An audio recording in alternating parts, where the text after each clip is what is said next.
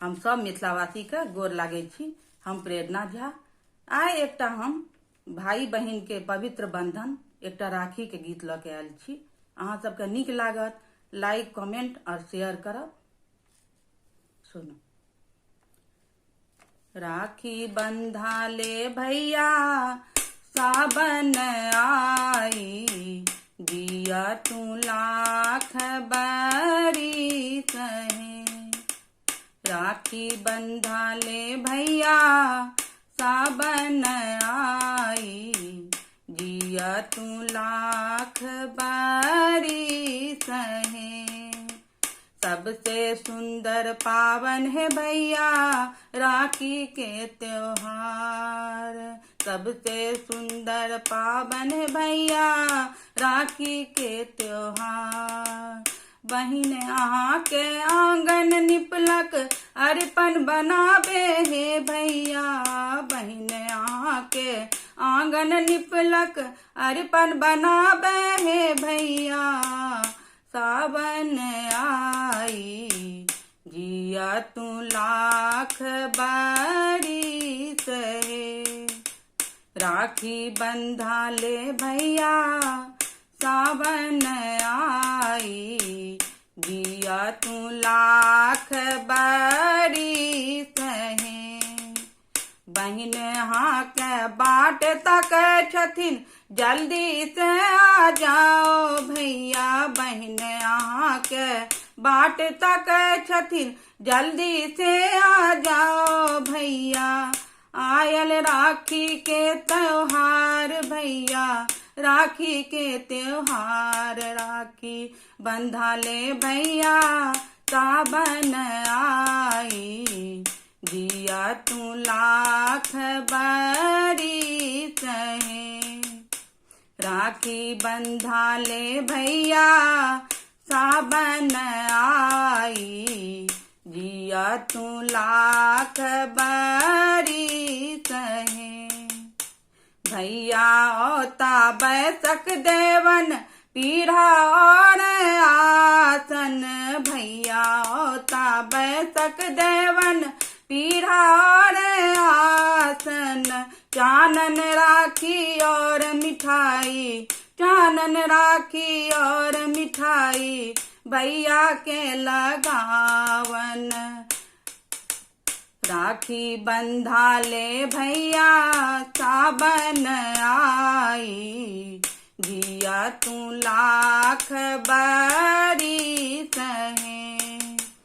राखी बंधा ले भैया सावन आई, जिया तू लाख बरी सहे। मगन भय बहिन करे छथिन राखी के तैयारी। मगन भय बहिन करे छथिन राखी के तैयारी। अक्षत रोली धूप सजावन, अक्षत रोली धूप सजावन, पूजन की तैयारी। राखी बंधा ले भैया सावन आई, जिया तू लाख बरी सहे। राखी बंधा ले भैया सावन आई, जिया तू लाख बरी सहे। रंग बिरंग मिठाई लेके थाली में सजाओ।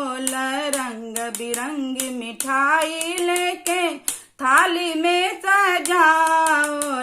धूप दीप लेके बहिना, धूप दीप लेके बहिना भाई के देखाओ। राखी बंधा ले भैया सावन आई, जिया तू लाख बरी सहे। राखी बंधा ले भैया सावन आई, जिया तू लाख बरी सहे।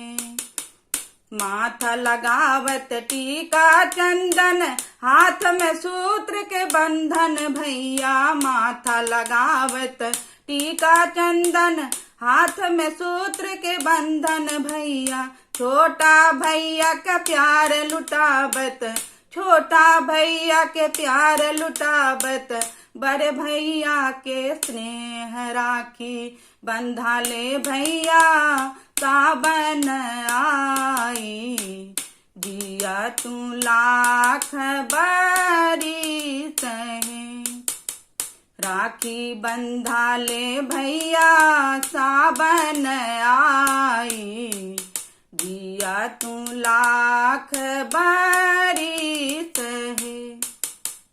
हाथ बढ़ा के बहिन मंगे छथिन भाई से उपहार, हाथ बढ़ा के बहिन मंगे छथिन भाई से उपहार, भाई अपना स्नेह दिखावत, भाई अपना स्नेह दिखावत, देलखिन सुंदर सा उपहार, राखी बंधा ले भैया सावन आई, जिया तू लाख बरिस है, राखी बंधा ले भैया सावन आई, जिया तू लाख बरिस